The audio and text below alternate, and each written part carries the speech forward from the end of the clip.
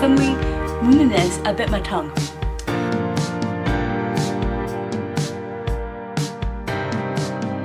Hi everyone, so this is a different type of video than I have made in the past, but it's one that I have been thinking about and researching for about a month and a half now. Just something I noticed that I wanted to discuss.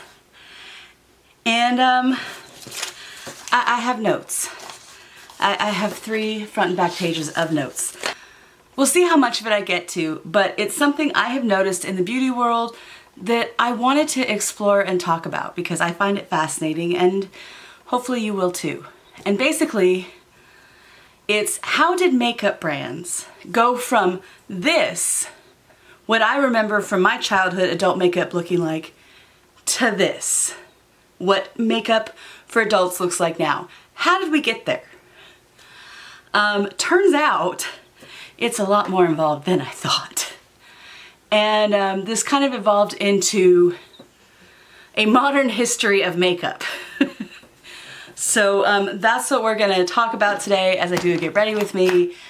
And this may end up being the first in kind of a series because there's actually a lot to the history of makeup. So let's get into it.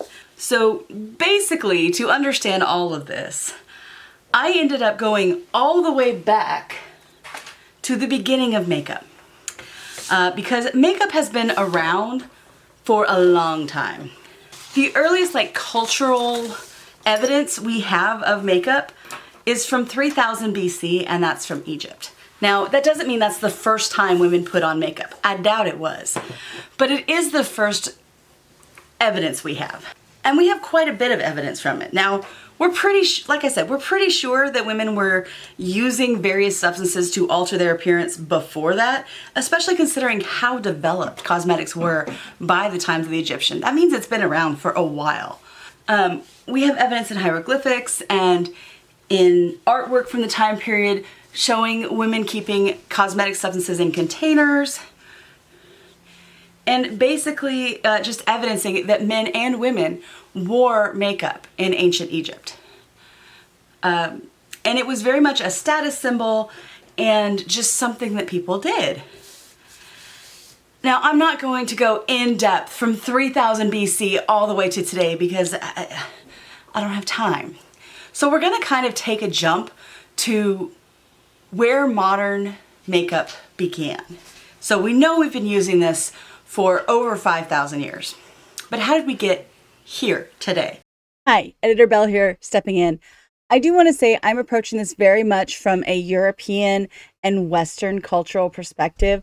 I do want to go back and explore different perspectives of makeup throughout history, but that is much too broad a topic to cover in one YouTube video. And what started me down this path was specifically how did American and European makeup end up where it is today? Although we will touch a little bit on some Chinese and Korean, just a touch in modern Chinese and Korean. So please don't think I'm saying that this is all makeup around the world. I'm not. I'm just specifically looking at what I am exposed to, and I will in the future go back and research other cultures and see how they developed because I'm curious about all of that. But I'm not an expert, so I have to learn before I can talk about it. So just letting you know, I am well aware that this is a highly westernized concept, the whole video, okay? So I will be doing more in the future on other cultures. Oh my gosh, there's so much you can get into. Like the whole Japan has an entire huge rich history and the use of lead and different chemicals and what that led to, and there's so much, and I want to explore all different cultures' approach to makeup. I'm just starting with what is accessible to me, and I will learn from there. I hope you understand and appreciate that, and let's continue. Well, we're going to start in the early to mid 1800s, and the concept and cultural perceptions of makeup back then were hugely different than they were today. Absolutely, women were wearing makeup. They were altering their skin. I would even venture to say that most women, especially of marriageable age, hoping to attract a husband, were doing something to enhance their beauty. But they were keeping it secret. Because in the early to mid 1800s, only women of questionable morals wore makeup. And that was just kind of the perception in society, that only women of the night or actresses or women who were not welcome in polite society would use cosmetic products. In fact, one of my favorite scenes is young Victoria. And it's a PBS show, or it was a BBC show, depending on where you are, that basically chronicled the life of Victoria and Albert. And it stars Jenna Coleman, and it's a really cool TV show. Well, there's this scene where they go to Paris to try to work out an agreement for their country that nobody would marry this one princess. So she goes to France to discuss with their king to be sure his son doesn't marry, and it's a whole thing. But while they're in Paris, Victoria very much wants to recapture Albert's attention and blend in with the ladies there. So she has her lady's maid figure out how makeup works. And she uses some of the products on her décolletage and just some powder, a little bit of rouge and lipstick, just to kind of enhance her natural beauty.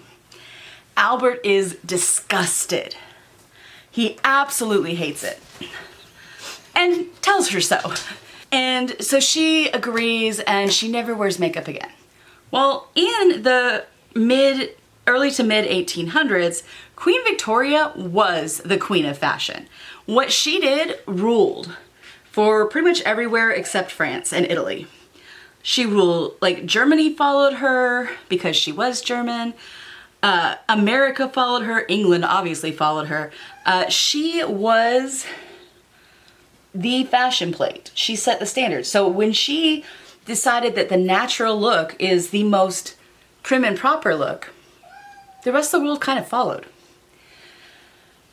And that was the standard for a long time. And while women probably, we can assume, did use like natural homemade things to enhance their beauty, like, you know, crushing up berries and just rubbing them on their cheeks a little bit for a stain and stuff.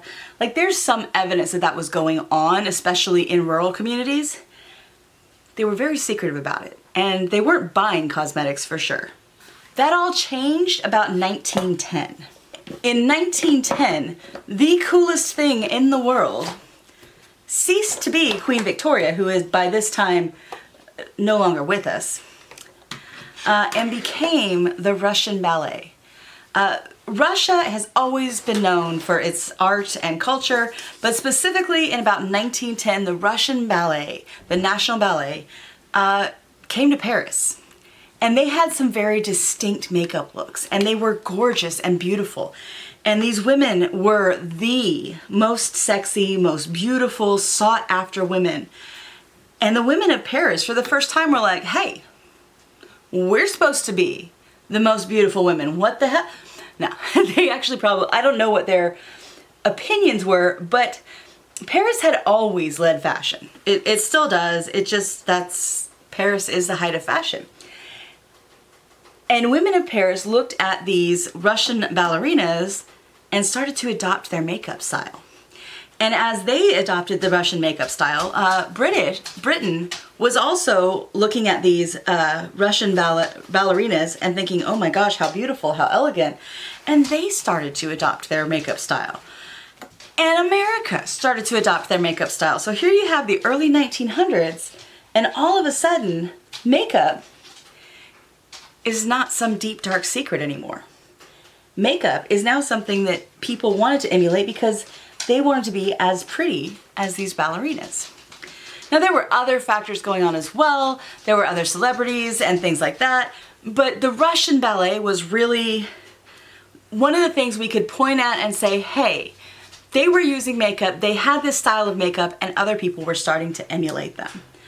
So the Russian ballet was kind of opening women's minds and hearts to the potential of using makeup. And companies started to see this and acted on it, because at the same time that these ideas and standards of beauty were changing, it was becoming a lot cheaper and easier to mass produce things. The assembly line had been created, factories were popping up, and there were all these advances in technology that was making mass production possible. And the first real beauty product to get this mass-produced treatment was skincare. And you see this more start in the late 1800s, where you see skincare products available, cold creams and different things that would enhance your natural beauty, that would make your skin look healthier and more, vibrant. And it wouldn't actually change your appearance. It would just enhance the natural beauty, right? So that was also going on at the same time as these Russian ballerinas were going on. And that was kind of making it okay. And, that cold cream that kind of bleached your face a little bit, because at this time, the lighter the skin, the more beautiful. That was the trend that was popular. I'm not endorsing it. I'm just saying that's the standard of beauty in the 1800s for most women who were buying cosmetics, not for everybody. Skincare, as the Russian ballet started to become popular and popularized makeup, skincare companies were already primed and set to transition from just skincare to just a little bit of pigmented stuff. So that's when you start getting like some rouge powder, and you start getting just a little bit of lipstick that aren't crazy. They're just a little bit of help.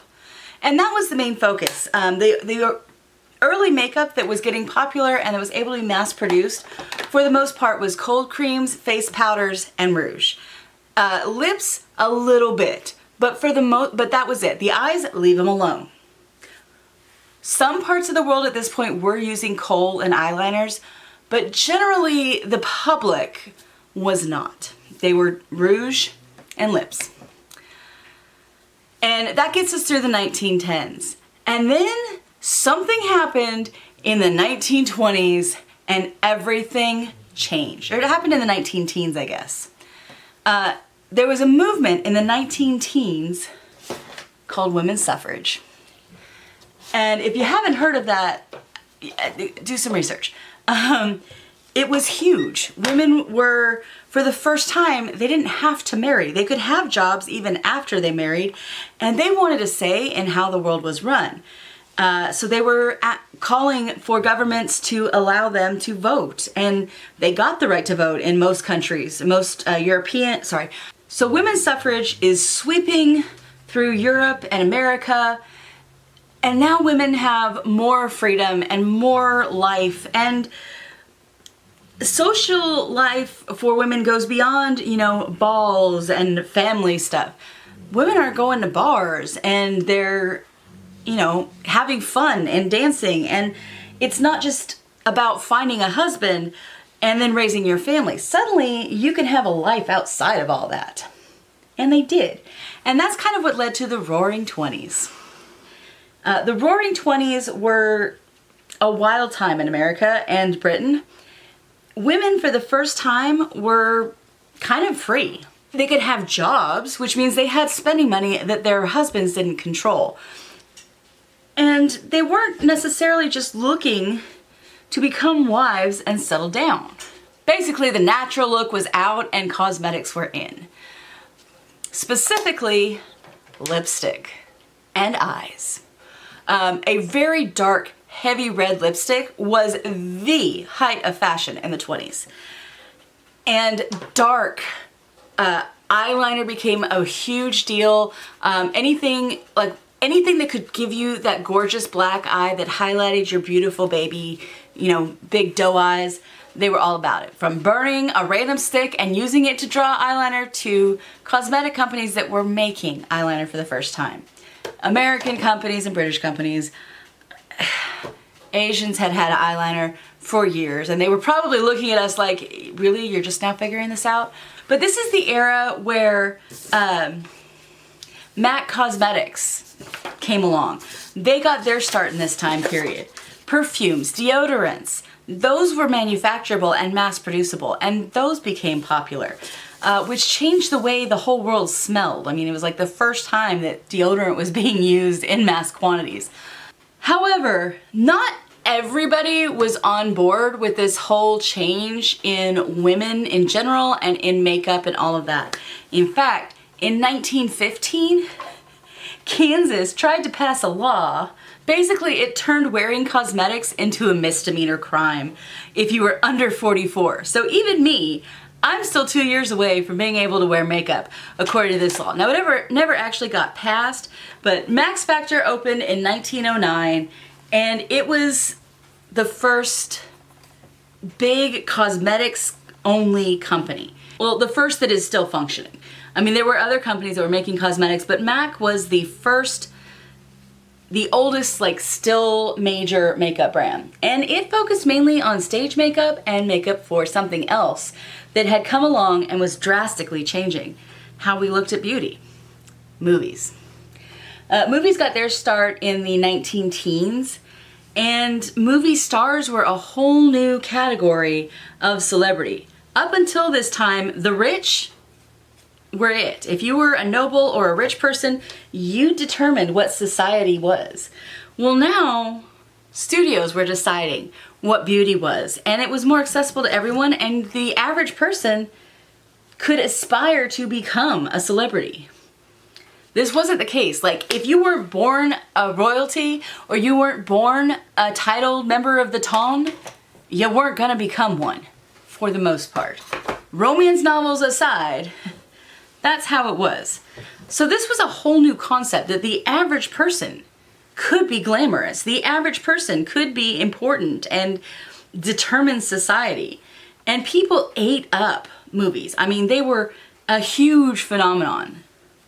It's hard to imagine at this point what it would have been like, but it was the first time you could see these stories on screen, not just in your mind. There were some darker sides to makeup in the 19-teens and 20s, and one of those was the idea that I kind of briefly touched on, that the beauty ideal was extremely light skin. The lighter the skin, the better.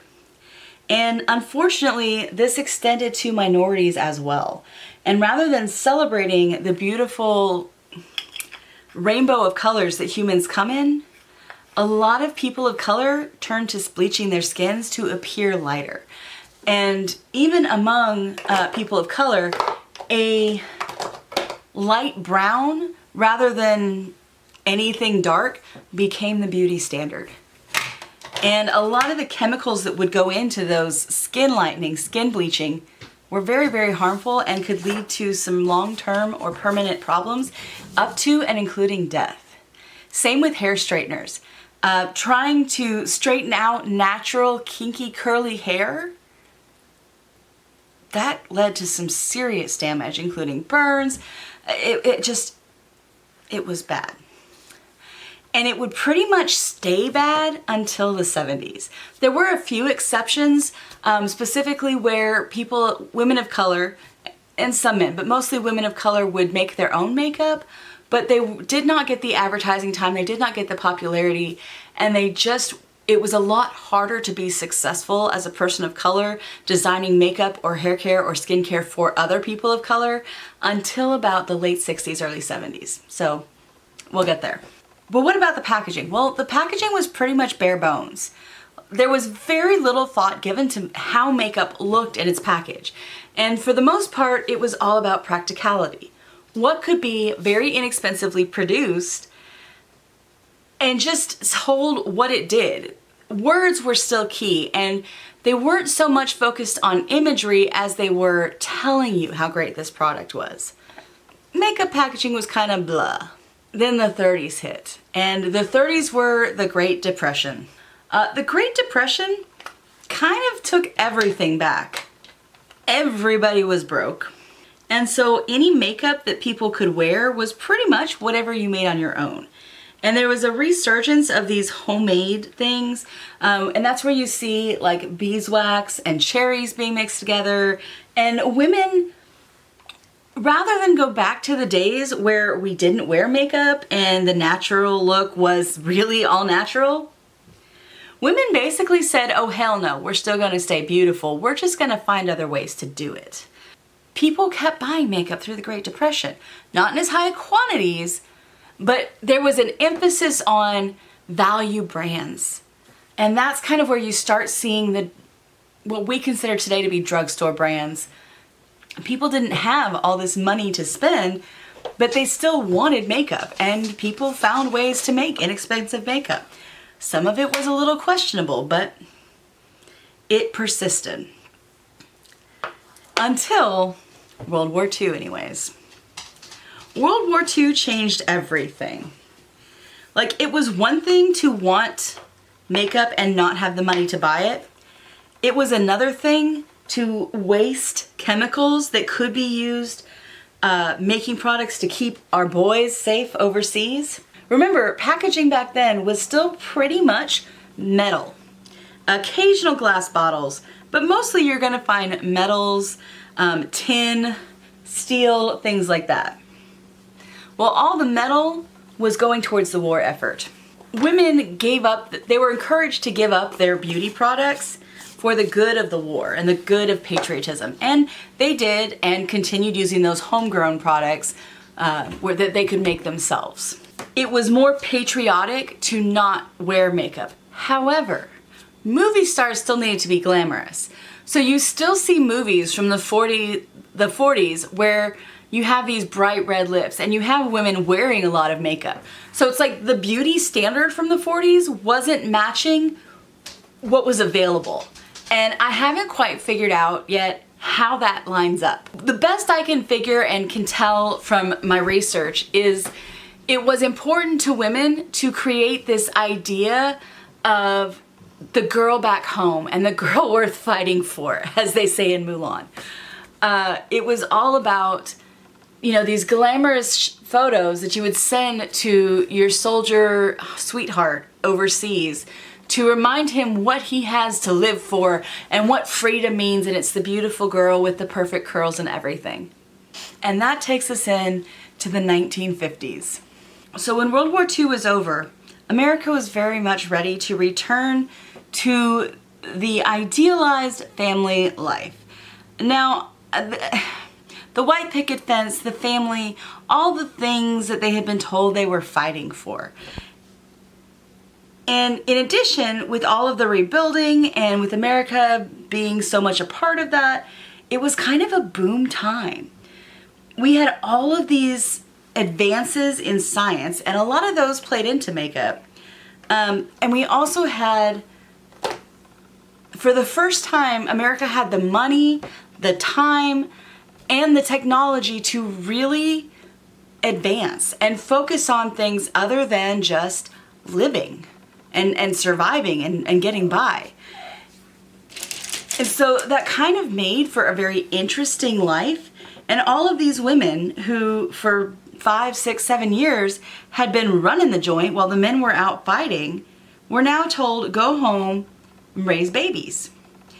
But their lives at home were so much easier than they ever had been before. They had more conveniences, they had more technology, and they also had that memory of what it was like when they were running things and the knowledge that they could. But that's going to bake for a little bit. In the 50s, it was all about celebrating the return to the American dream. And with all of this free time that women now had, and television also started, which means there was, you know, this talking box in their home every day. Women still wanted to create that perfect ideal home for their mister. And part of that was being the glamorous girl that he married and making sure he was coming home to someone beautiful every night. You know, the pearls, the dress. Makeup became a lot more common and a lot more popular. It was freely available again with all of the scientific advances. Those were hitting cosmetics as well. Cosmetics was also for the first time starting to see packaging that was a little more exciting, and part of that is because in the post-war boom, when everybody had more money, more businesses crop up, there's more competition. Your options go beyond MAC and Sears, you know. You can now, there's tons of brands. This is when you see Maybelline starting up, Revlon, Avon, all of these brands, and they were competing with each other, and packaging was one of the ways they could make themselves distinct and get people's attention. But there was more to it than that. You were a child, and then suddenly you were an adult. And there wasn't really that in-between phase where you transition. And nobody really knew how it happened, but there was just a point where we said, hey, now you're an adult. You're gonna do adulty things now. Part of the return to the idyllic of the 1950s was letting kids be kids for a much longer period of time. And you had this new brand of child that wasn't a child, but wasn't an adult. Whereas in the past, people would consider marriage or start acting as an adult at 15 or 16. Now we bumped that out to 18 or 19. And you had these years from 14 to 18, 19, or 20 that you didn't really know what to do with. And this was the rise of the teenagers. Everybody was trying to figure out what the heck do we do with teenagers, including makeup brands. Makeup brands, though, were really smart in what they did. And basically, they considered a girl's teenage years, and makeup was exclusively girls back then, to be a time of training where they were learning to be little adults. And there were all of these, like when girls would go to the movies on the weekend, there would be these like how to do your makeup and like all these advertisements of how to be a grown-up lady and how to present yourself as a polished woman of substance and things like that talked about how do girls do their makeup, how do ladies do their makeup, and they encourage girls to practice and try while also wanting them to maintain the all-American beauty standard. And it was like a big deal, but it meant that teenagers who had a whole lot of time on their hands and a whole lot of money on their hands were out there buying makeup, and it created an entirely new side of the industry. And by the 60s, you start to see certain makeup brands that are very obviously marketing to a younger demographic. Rather than just having packaging that said what their goods did, brands wanted to catch the eye of these teenagers and convince them to buy this product. They did this in a variety of ways. The most obvious way was the packaging, but there was also the educational. In fact, some of these films were even sent to high schools and played in personal hygiene classes. Yes, that was a thing. Home ec classes. That was part of the lesson, was how do you apply makeup? How do you make yourself look like an elegant young lady instead of a little kid? Even when women were learning how to be secretaries and going to finishing schools, part of the education was how do you apply an elegant face of makeup? Makeup brands were definitely supporting that, and they were creating sample kits, and they were starting to consider, okay, how can we market to this demographic? So things were changing there. In addition, there was this new magical material that was invented, and I have some of it right here. Plastic. And plastic made all the difference. Plastic allows you to make very inexpensive packaging, which severely dropped the price of makeup and took makeup from something that you had to be middle class or higher to afford to something that everybody could afford, including teenagers, which is part of what fueled the whole movement as well. In addition, you had I mentioned the talking boxes in the homes, the televisions. Yeah, skincare and home care had a brilliant idea what we could do with those, and they started funding women's TV shows that would be on during the day that women could watch while they're doing the housekeeping or ironing or whatever they're doing during the day while the men weren't home. And these television shows would be interrupted with ads by whatever company was sponsoring them, and usually it was either detergents or some kind of soap or skincare, occasionally cosmetics, and you get these cheesy lines. It was cheesy. You might have heard of this programming. They were called soap operas. Yeah, they started as a marketing scheme. That's why they were called soap operas, because they were operas funded by soaps, or stories funded by soaps. So, and those still exist today for pretty much the same damn purpose. To advertise and entertain lonely housewives. Also, inventions in other areas were influencing the cosmetic and personal care area, like a pen that was being designed hopefully for when we sent men to space, called the ballpoint pen, that would control how much ink came out and when it came out. That inspired people to create an antidepressant, the roll-on kind, instead of whatever they were using before that honestly I haven't researched and I'm sure is out there. Some of that technology was not good.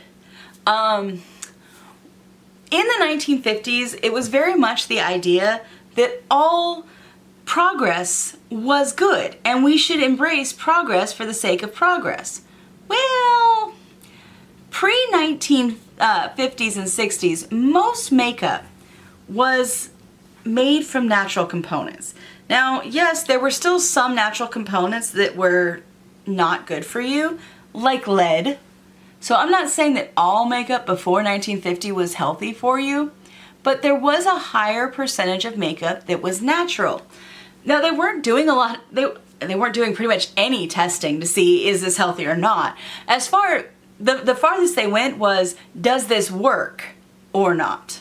For the most part, that wasn't that wasn't great. There were obviously cases that caused a lot of damage, and there were snake oils and a whole bunch of things that were bad for you. And again, lead-based makeup, not a great idea. However, the 1950s took that concept into overdrive. We were all about progress, and one of the biggest signs of progress and things that we discovered in the 50s was atomic energy. And yes, radium, like you've heard of the radium girls that would lick their paintbrushes for painting the fine lines on glow-in-the-dark watches and then died because they were ingesting radium. Well, there was also some companies that were using radium in makeup, and they were using other chemicals that maybe weren't as obviously dangerous, but over long term were. And there was no regulation whatsoever. Nobody was watching what makeup was doing and what they were putting into it. Even now today, there's actually very little regulation. They're not under the FDA. They get to kind of make their own mind up. There's a few laws that relate to it, and like, you can't just put something out without testing it in some way. But there's not as much regulation as there are in other industries. But it got bad enough in the 1950s that by the 1960s, a lot of women were seeing makeup as one of the signs of the oppression. What oppression? Well, you see, the 50s gave us 10 years to like relax and celebrate and enjoy the fact that our men were home and the war was over, and look, aren't we great? We're the most powerful, important country in the world. As those children of World War II and the 50s started to grow up and hit adolescence and teenagehood in the 60s, that mindset kind of got old.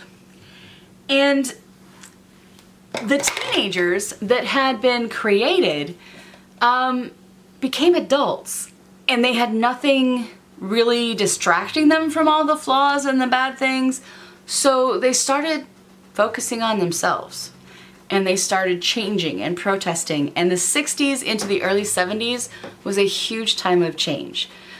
You had a second feminist movement, this one a lot stronger and bigger than the one in the 1900s. Women didn't just want the right to vote, they wanted equality.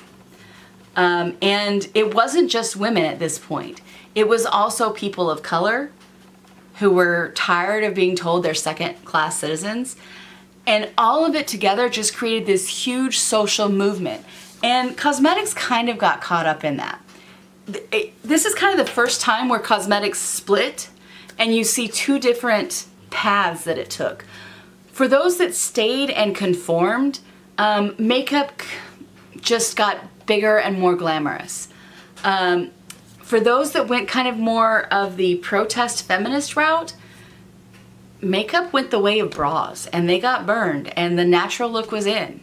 By the end of the 1960s, society had changed forever, and that means our cosmetics had to change as well. The civil rights movement, like, I'm not trying to say that, you know, we had 10 years of protests and then everything was hunky-dory fine. That's not reality, and that's not what happened. However, by the end of the 60s, brands had kind of figured out that, hey, maybe we need to focus a little bit more on all of society and not just white society. So there had at least been enough progress by then that makeup brands started being slightly more inclusive. Slightly. Like I said, the work wasn't done, it just was better. So in the 1970s, you start seeing a wider variety of shades coming out, and you see even mainstream cosmetics are making products for all skin tones. Now, let me rephrase that. Making products for more skin tones. There's still a pretty severe limit. Even today, there's still a long way to go before makeup is all inclusive. But you also see legislation passing where makeup companies had to put safety information on their packaging, and they have to put ingredients on their packaging. So you see people being more aware of what's going on and in their bodies. And that conformist strand of makeup just keeps kind of going on that route. But the feminist and social movement side of makeup starts splintering off into more and more different categories. And you start seeing not just one trend in makeup, but many, many trends. And some of them continued on the natural, no makeup, it's a sign of the aggressor. But you also see some taking makeup and turning it into a form of unique self-expression. And it becomes wild, and you get these amazing looks in the 70s, and that's when eyeshadow.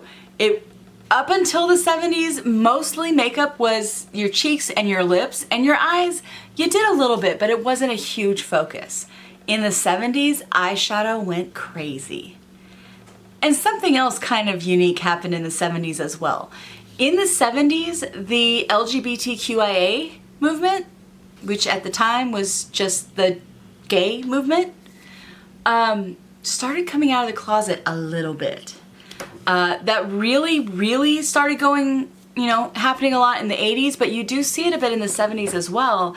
And in the 70s, you start seeing a little bit of men wearing makeup too.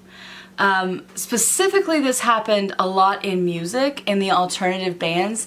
More rock bands were starting to experiment with eyeliner. It's where you start getting guy liner. You start seeing like Kiss that did the full face paint stage makeup. There was a lot more gender crossing of makeup, and that's a trend that continues up until today.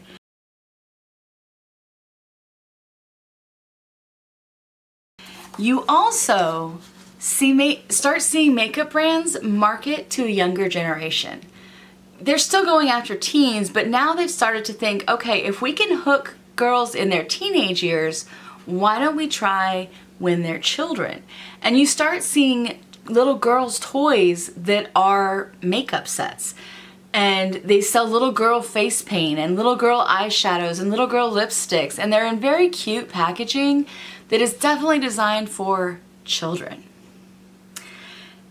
And that continued into the 80s, and this is where we finally get to the point where I wanted to, that what started this whole, in the 80s, children's makeup was huge.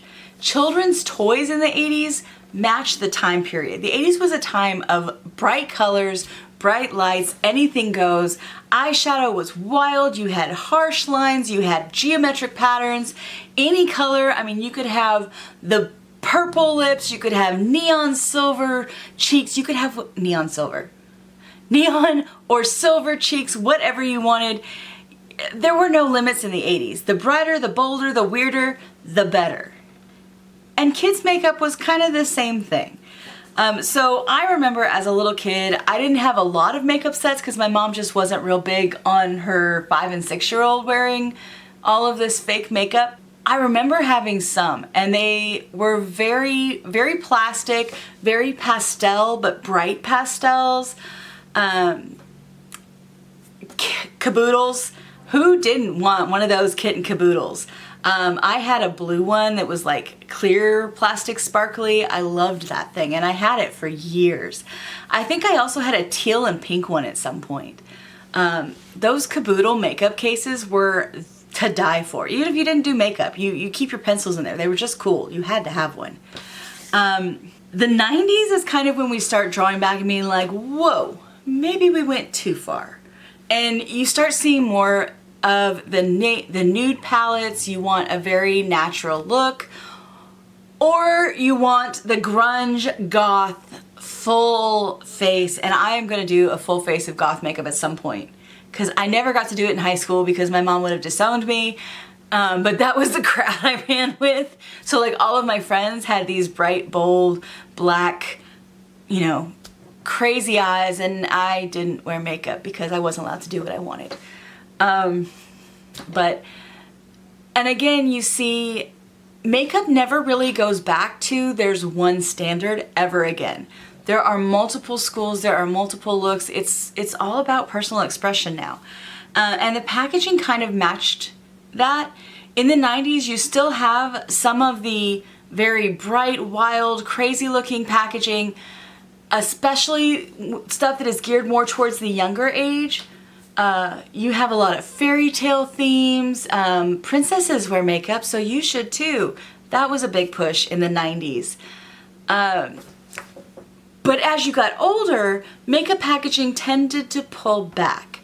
And it would get subtle and very classy, and the type of packaging was very much indicative of the brand.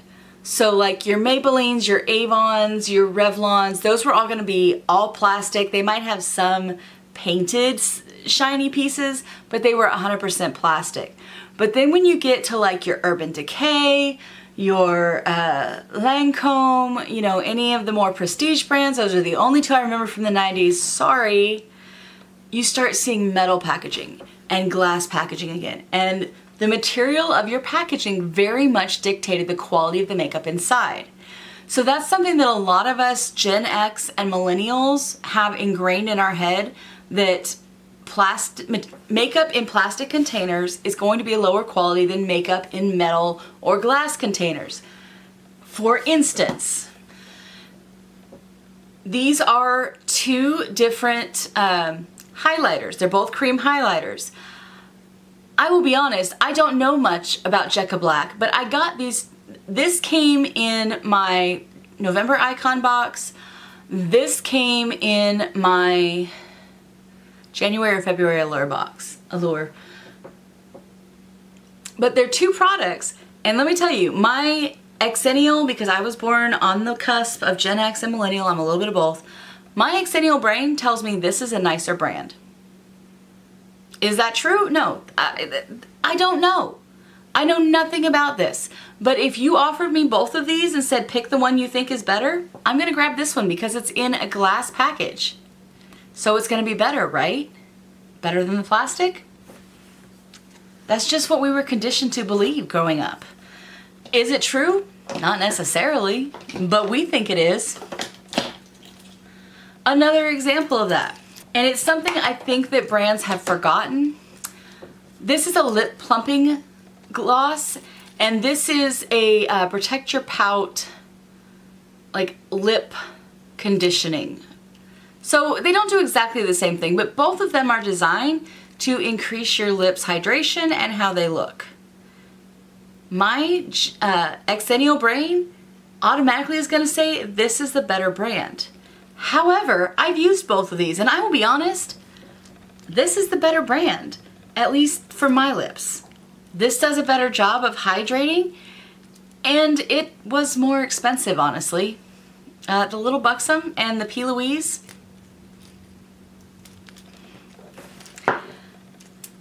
So we're having to do some relearning, and that's just kind of a side note, and that's kind of what brought up this whole thing. Because modern makeup has made a strange adjustment. Where in the 70s, 80s, 90s, early 2000s, the more expensive the makeup, the more subtle and classier the packaging.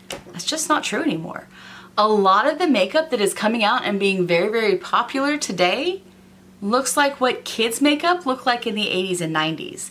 And part of that is us late Gen X, early millennials, we're the ones with the spending money right now. And we really like things that remind us of our idyllic childhood, whether it was idyllic or not.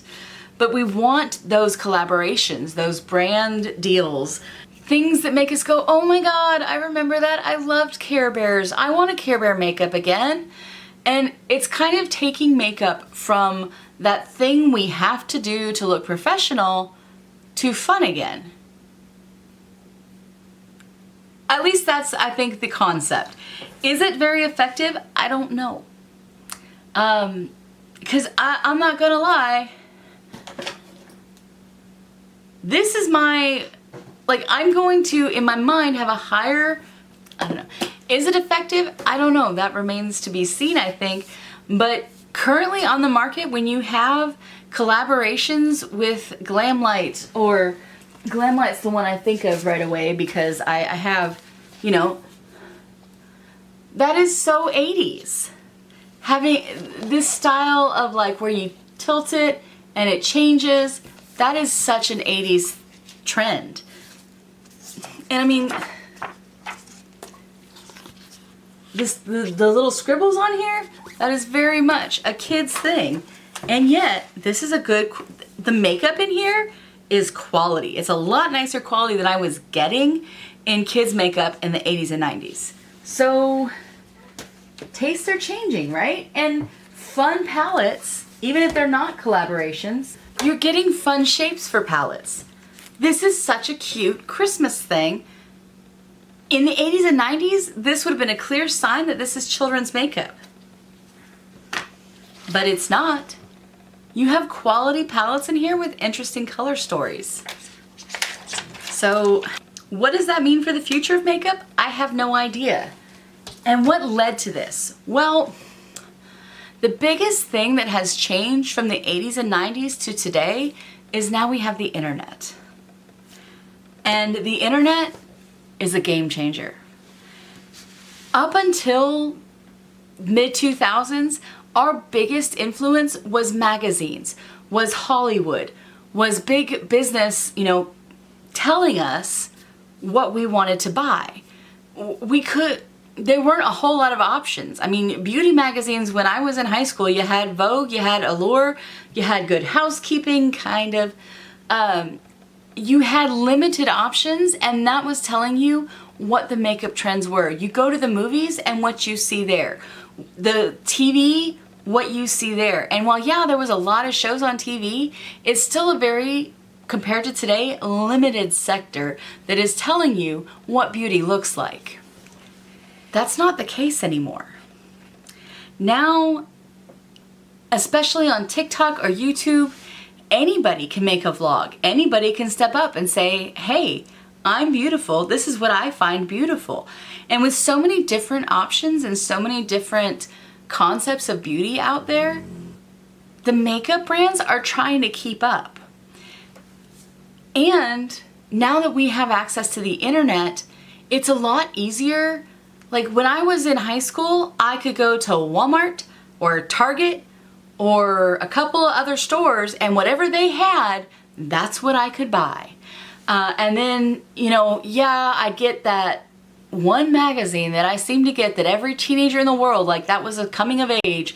You hit 16 and they started sending you the magazine. I will find it and post it here. I could buy some different brands in there, but you couldn't try them out. You couldn't see what they look like in person. You just kind of had to guess.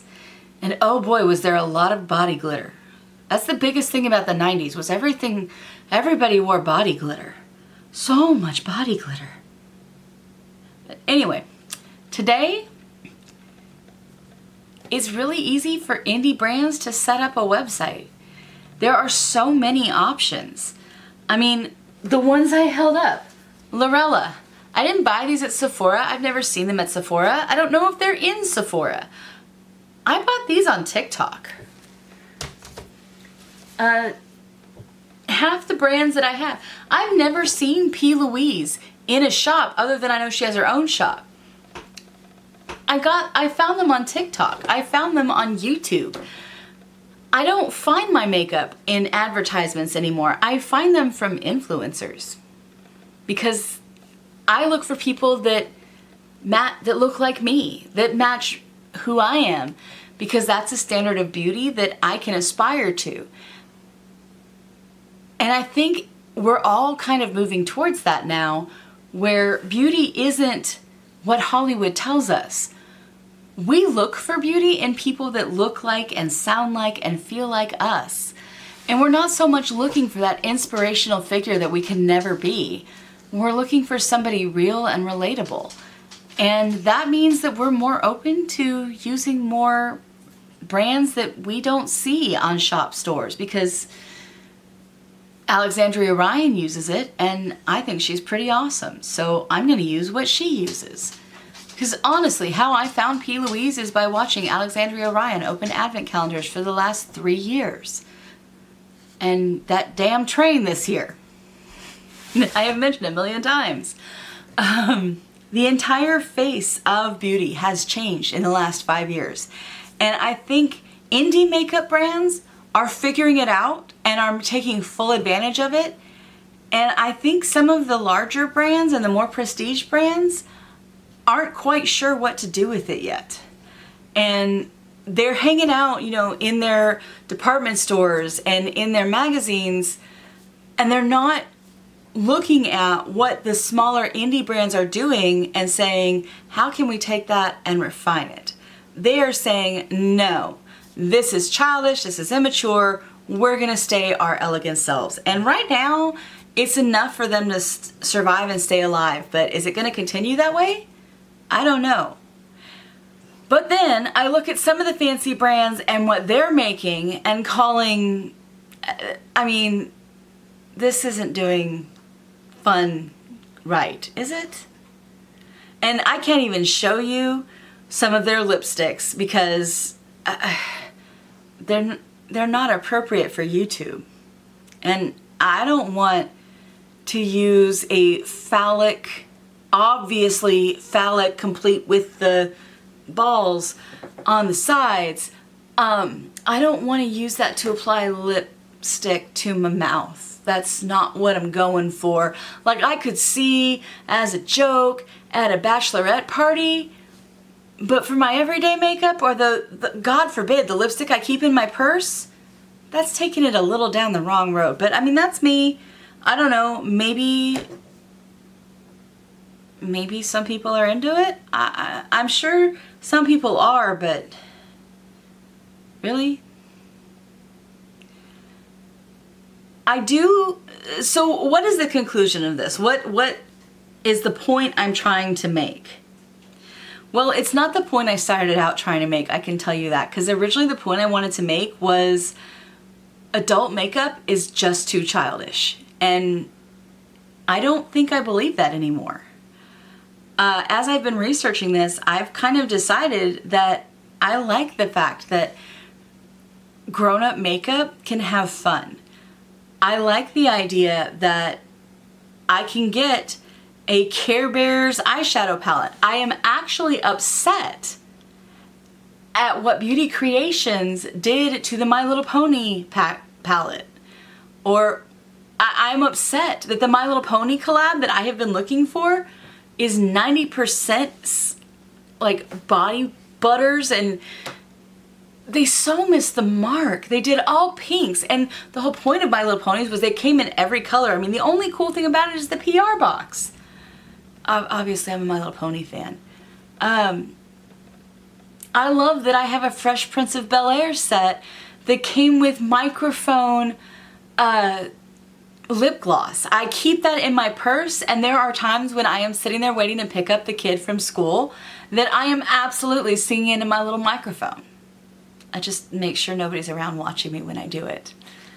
So I guess the point I'm trying to say is I am really excited to see where makeup goes in the future. And I'm really afraid that if the old guard, the tried and true prestige brands don't open up a little bit to what Gen Z and Gen Alpha and millennials are into, they may not survive the end of Gen X. Because, and I'm not saying Gen X is old, I am the end of Gen X, but we are very quickly getting to a time where millennials are going to be the major purchasers.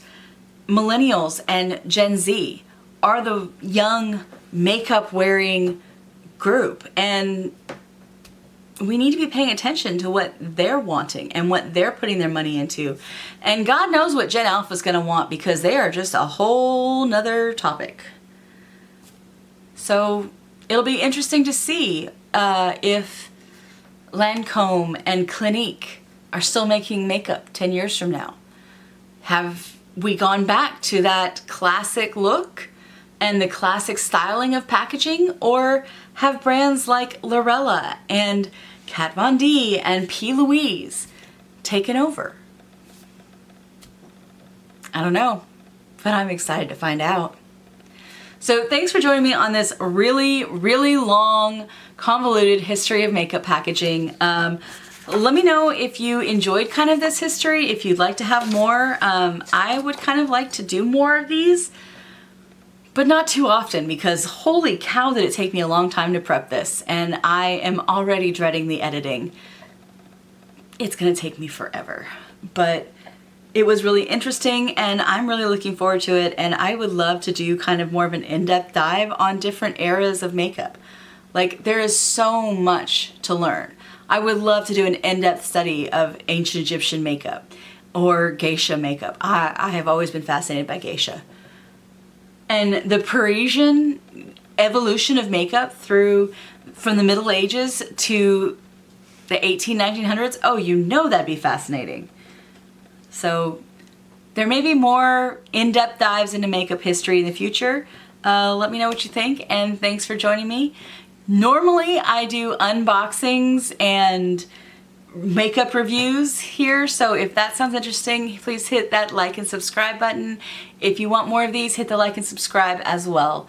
Thanks so much for joining me, and I will see you next time.